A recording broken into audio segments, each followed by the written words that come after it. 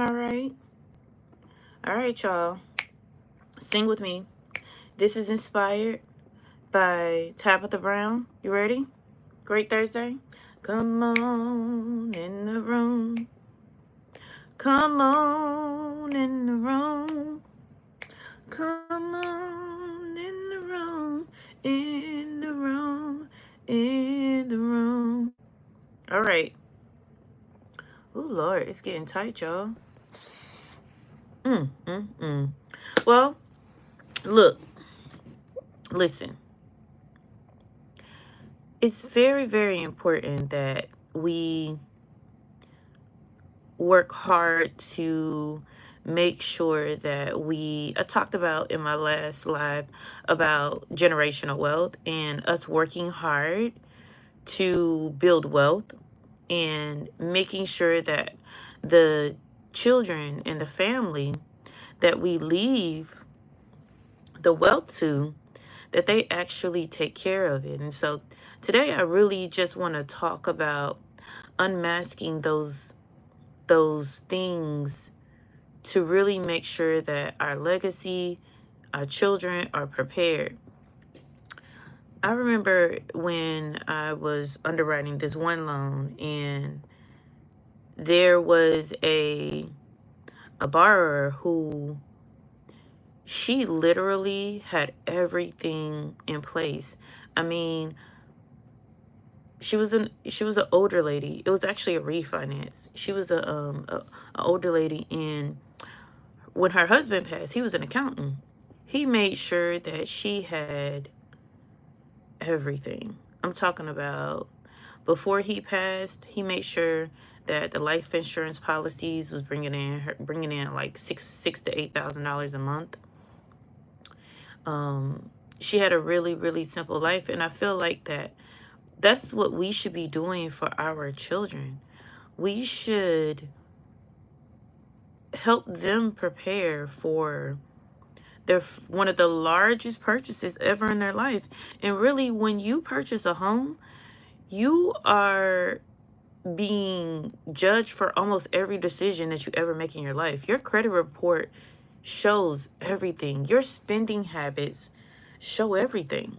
It shows where your heart lies. It shows what you spend money on. It shows the value in saving and being prepared. A lot of people think like, oh, I'm just going to go get a mortgage, and they wait like 6 months before they want to purchase.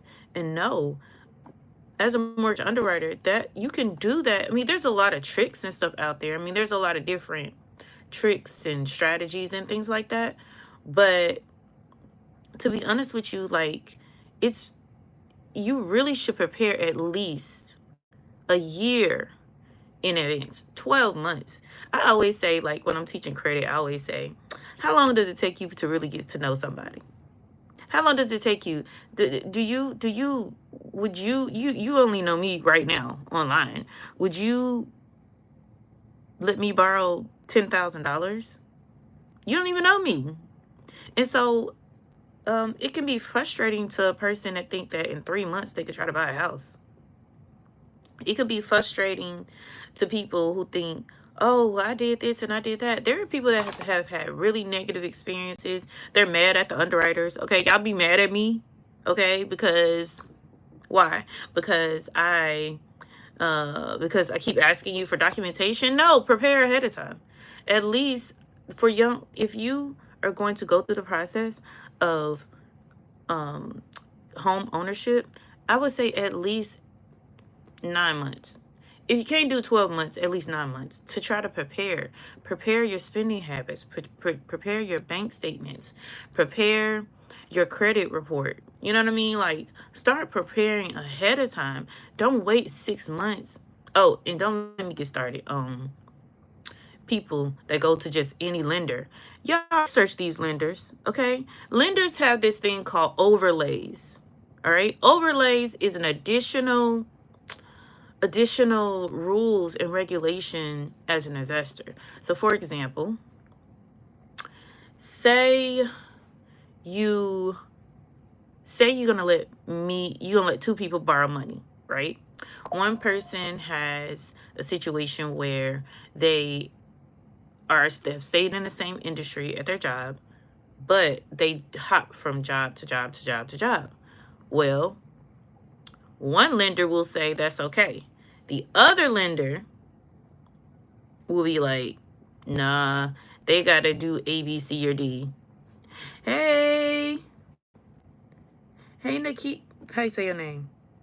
Nashatra. And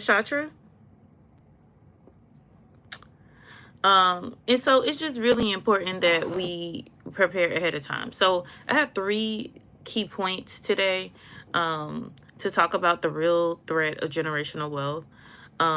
Some of the mistakes that parents make. Oh, Nakshatra. It's Nakshatra. Oh, Nakshatra. Okay. Hey, Nakshatra. How are you? Thank you for joining my live. So, again, one of the biggest mistakes that is the real threat to generational wealth is not making financial literacy a critical part. It's way bigger than just giving them an allowance.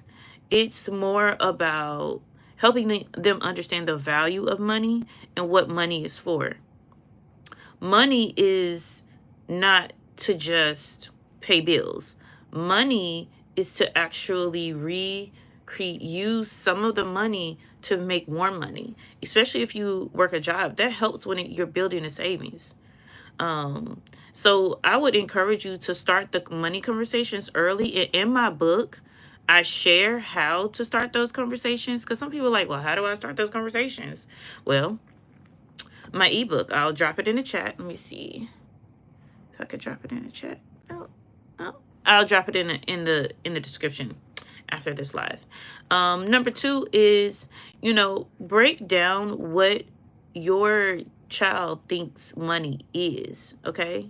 A lot of parents, if you haven't gone through the underwriting process, if you haven't gone through the mortgage lending process, you probably don't even know like what to expect. Those are the things that I share inside of my book. They are very basic steps. The next thing is building wealth, not just saving. One of the things that lasts in generational wealth is being able to not just save the money, but take part of your savings and utilize it for things that can generate more income. So I am doing a raffle.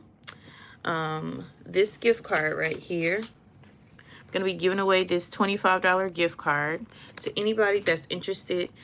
If you download the book, you'll get a $25 gift card. You'll enter into a raffle to get a $25 gift card. And guys, don't forget to like, subscribe, and share. Bye.